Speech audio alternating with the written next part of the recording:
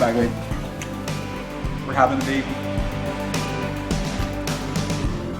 We're about to embark on a journey of a lifetime. Now, this adventure is going to take us all over the world. We're going to hear stories and talk about ideas that you will never forget. You can think about us as your tour guides. We're here to point out some good stuff to stop and look at along the way. So Alpha is 12 sessions designed to engage us in a conversation about some of life's most important questions. We want to provoke you to think about what you believe and how you feel about certain faith issues. This isn't going to be a lecture where Ben and I do all the talking. Instead, during Alpha, you're going to get a chance to talk in small groups and ask questions as they come up. But before we go any further, I'm Ben, this is Jason, and we want to welcome you to Alpha.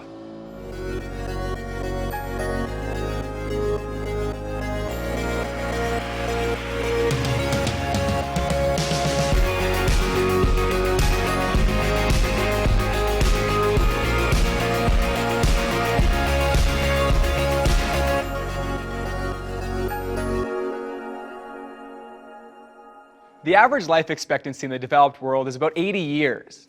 But what are we supposed to do with 80 years on planet Earth? Yeah, what's the point of all this time?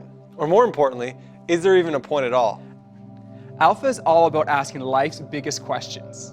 But it can be a bit weird talking about something like life. It really is something we just do. Every day we wake up, get dressed, eat breakfast, maybe some cereal. Then we go to school, sit in class, probably do some homework, maybe talk to some friends, then we go home, go back to bed, and do it all over again the next day. It just sort of happens.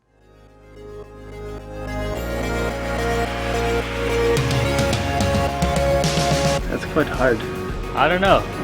I don't know, maybe the bungee jumping? Yeah, something nuts like cliff diving, you know. Skydive, kayak, hike. Get a big fast jet, head to New Zealand. I think I'd go skydiving. Well, I play music, so I think primarily I would probably just play an unbelievable show. Being here, we'd probably like hit up the skate park, then go to the beach. So I'd probably travel to definitely Australia. Yeah, I'd like to go to Australia. I don't know, I'd probably go hang out with people, my family, you know, spend that time with them. I would probably try to visit a place that I would always want to go to. I would get together, play some music with my friends. I'd probably spend a lot of time with my family. Spend all my money and go shopping, go to the spa and just do a bunch of fun things.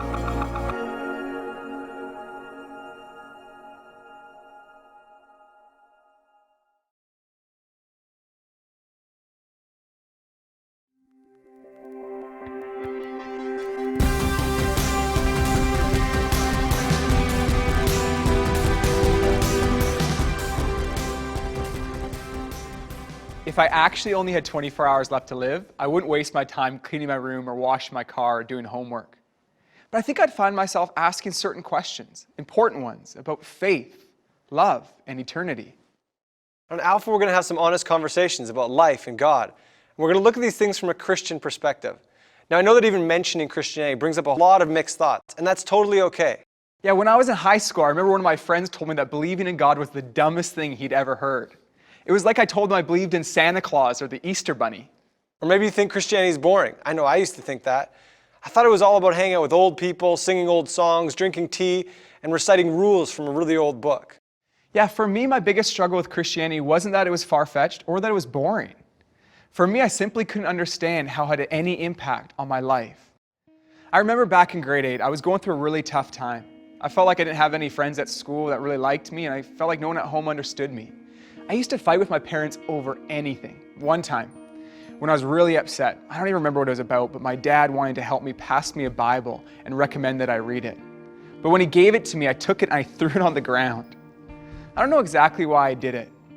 I think it was because it seemed so useless to me. You might not have ever been in a situation quite like that before, but most of us have asked ourselves this question: is God worth my time? Alpha could be one of the first times you've ever talked about this kind of stuff. It seems like there's a rule in society that says we're not supposed to talk about our personal beliefs. Let's take a few minutes right now to talk about why that might be.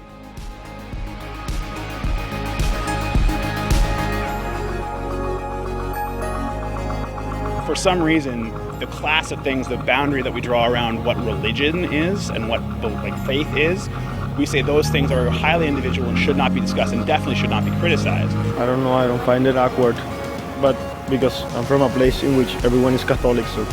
Maybe people are against the religion, that's why I didn't want to talk about it. I'm personally not religious at all, but I'm not really afraid to talk about that because it's what I believe. I feel like everybody should do that. It's something that people are so passionate about, right? If I was to come up to you and ask you to, in a brief conversation, justify your entire mindset, things might get a little heated.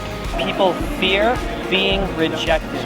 Yeah, I think it's like the biggest thing. People don't want to get on each other's bad terms by saying something, or they actually think about it and whether other people might disagree. Just keep it to yourself, that's what I say.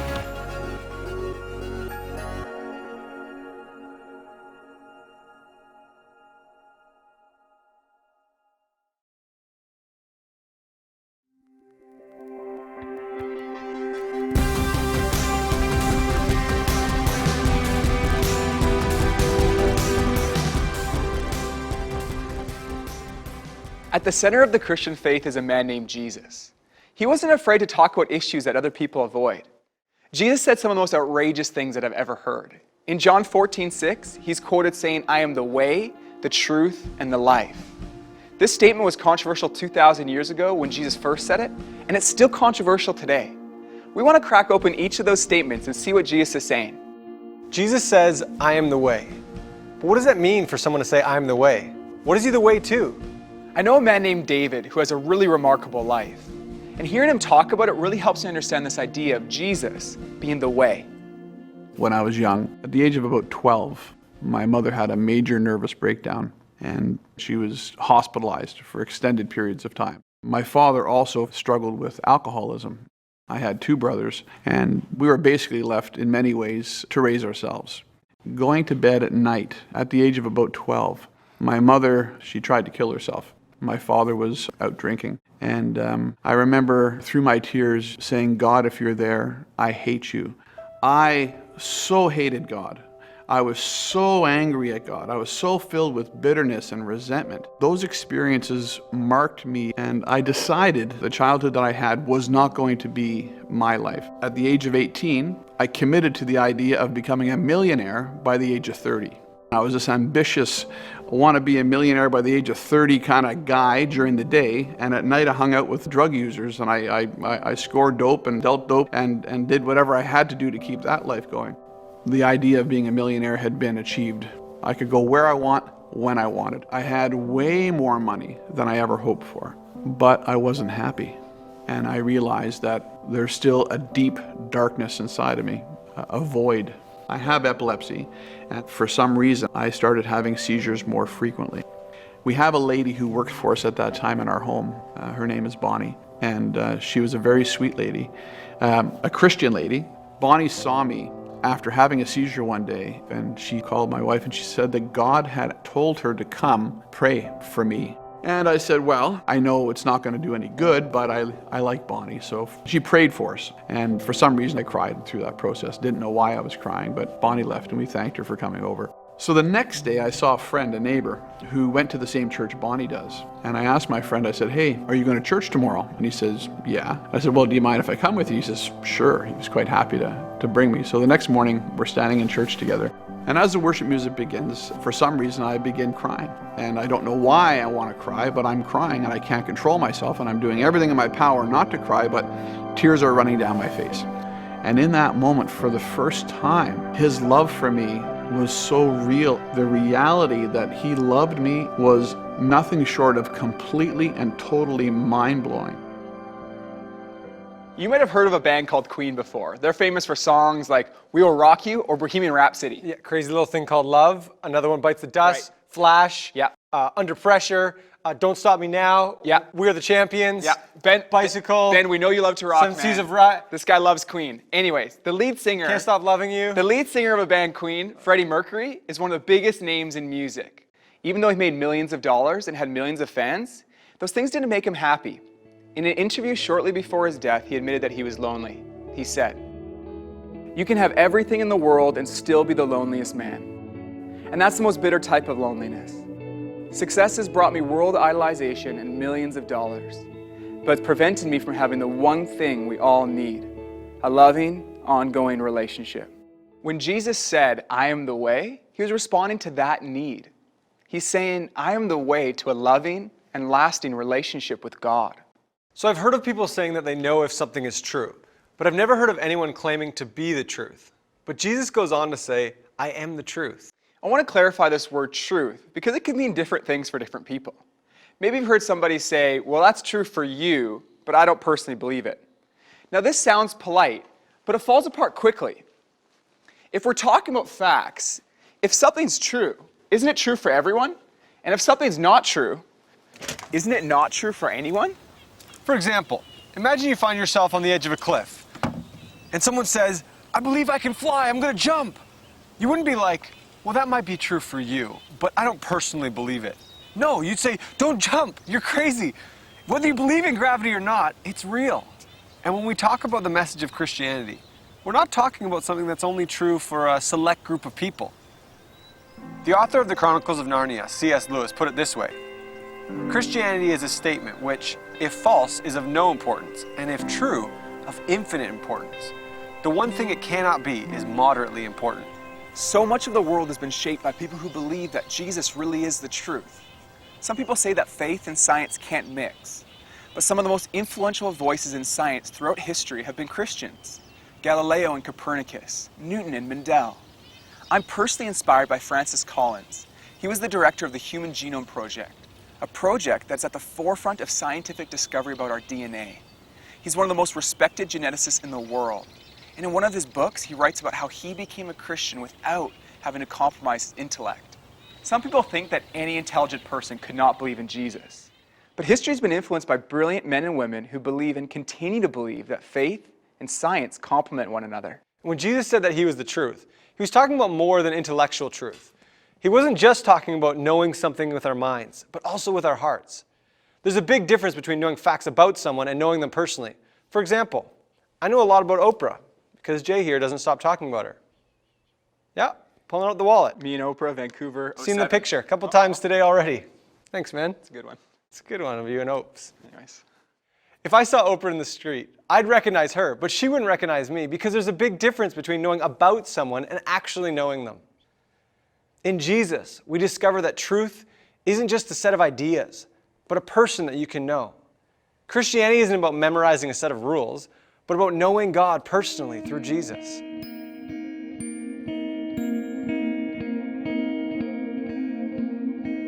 If I could ask God one thing.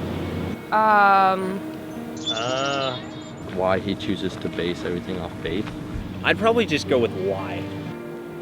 Probably just the generic, what is the purpose of all of this? Why is there terrorism? Probably what happens after you die. What happens after we die? Maybe just like the things that I've been struggling with in my life. Maybe, just a word from him about how to get beyond that. What should I do next? Why are you so obsessed with being praised all the time? What's going on? What happens when I die? Why haven't you shown us yourself?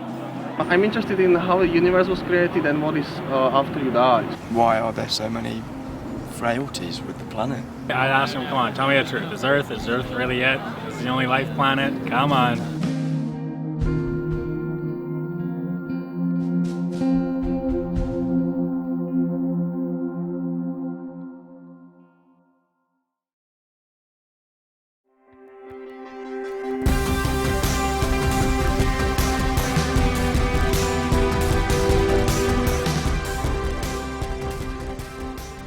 Jesus said, I am the life. Now it's possible to be alive, but not truly living. When I was in high school, I was always searching for a more fulfilling life. I was convinced that if I got my driver's license, that's when I'd be really free and happy. I got my license, but it didn't change my life as much as I thought it would. And then I thought, when I graduate, when I'm done high school, that's when I'll be really happy. And I graduated, and it was fun for a bit, but it didn't satisfy me. And then I thought, I know what I need. I need a girlfriend. That's it. So I got a girlfriend. And then another girlfriend. And then another. But I realized the hunger in my heart was still there. I had everything I thought I needed. But there was still something missing. There was a longing in my heart for something truer and deeper. It was a longing for life. Jesus was talking about that hunger when he said, I am the life. There are so many things that creep into our lives and take away from the life God designed for us. Fear, insecurities, addictions, guilt, hopelessness. This isn't how God wants us to live. Jesus said, I came to give people life, and life to the fullest. Whether you feel like something's missing or not, life with Jesus is completely different than life without him. Once upon a time, there lived in jolly old England a young boy called Nicky. It was such a long time ago that the television in his family house was both massive and only showed pictures in black and white. Would you believe it? Worse still, there were only 3 channels. And even worse again, the picture kept disappearing into hundreds of fuzzy lines. The family did discover that they could make the picture better by standing next to the TV, by placing their hands down the back of the TV. Even standing on certain floorboards helped. The big day came for the 1966 Soccer World Cup final. Just as England were about to score a goal, the picture disappeared yet again. Everyone was frantic. Then Nicky discovered that there was an aerial socket on the TV and a cable coming out of the wall attached to an aerial on the roof. All he had to do was make the connection. Now they could enjoy the rest of the game with the new picture, and their television viewing was never the same again. Life with Jesus is like seeing clearly for the first time. I can remember the specific moment when I decided to trust Jesus with my life. It was August 2nd, and I was driving my dad's car home from a friend's house. I had spent months wrestling with questions about God and life, and at times, it felt like I was wrestling with God himself. On that sunny summer day, I decided to surrender my life to God. With tears coming down my cheeks, I told God that I wanted to follow his plan for my life, and that I wanted to begin a friendship with Jesus. There was a significant change in my life that day. It felt like a huge weight of hopelessness and guilt was taken off my shoulders. I felt a massive sense of relief and then joy in my heart. I felt loved by God, and I've never been the same since. If you live to be 70 years old, this is how you're going to spend your life. You're going to spend 20 years and 3 months asleep, 10 years and 5 months watching TV, 7 years and 6 months eating and drinking, 5 years and 9 months in some form of transportation, 18 months waiting in line, and 6 months at red lights. It's alarming to think that some of us will spend more time at red lights than we will talking about important issues of faith and life. We're going to take some time to ask some of life's biggest questions and explore the life and words of Jesus. You have approximately 570,000 hours left to live, and we want to invite you to spend less than 24 of them with us on Alpha.